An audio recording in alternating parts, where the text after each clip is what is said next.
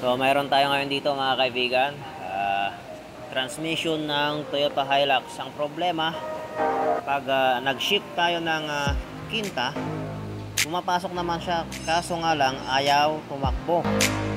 So titignan natin sa loob mga kaibigan.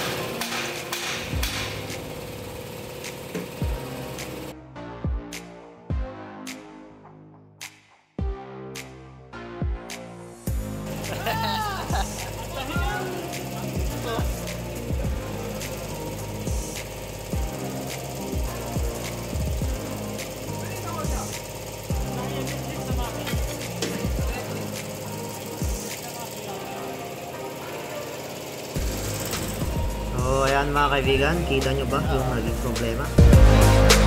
Itong counter gear ay pumalas yung kanyang lock.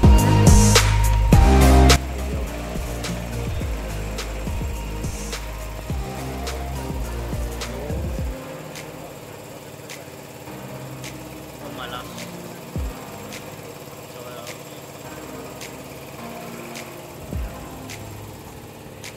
So yun mga kaibigan, pumalas yung lock ng counter gear ng Kinta. So yun pala yung naging problema. So ito nilalagay yung lock ng counter gear sa Kinta.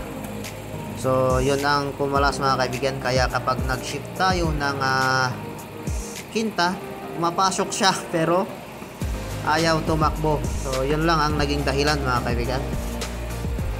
So panoorin natin mga kaibigan kung paano natin diskartehan para hindi na kumalas itong lock ng ating counter gear ng Kinta.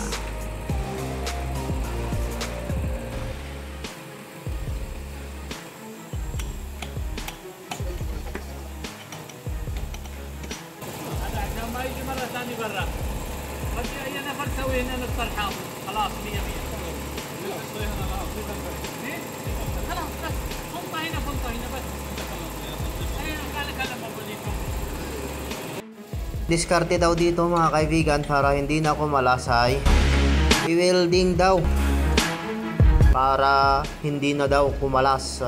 I-welding itong kanyang lock. Ayan, ito makikita nyo talagang maluwag na itong kanyang lock, kaya napagdesisyonan ng ating mekaniko na weldingin na lang daw ito kanyang lock.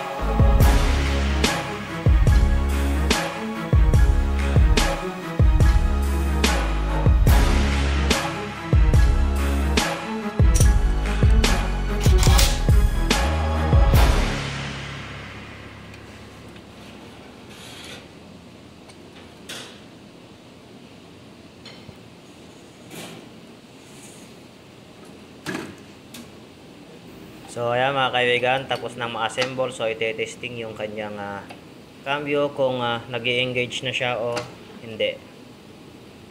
So ayan, okay na mga kaibigan. Lalagay na itong takip para mailagay na itong transmission sa sasakyan na.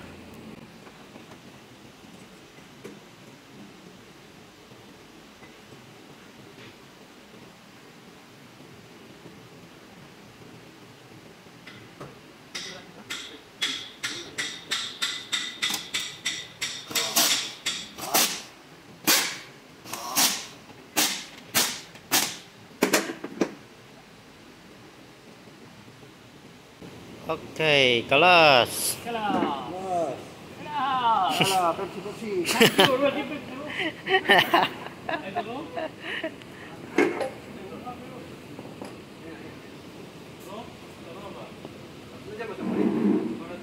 Iwan ko lang. Baka nag-road test. Okay.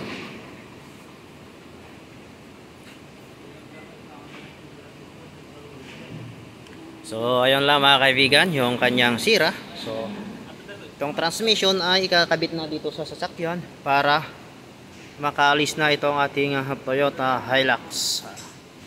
Okay?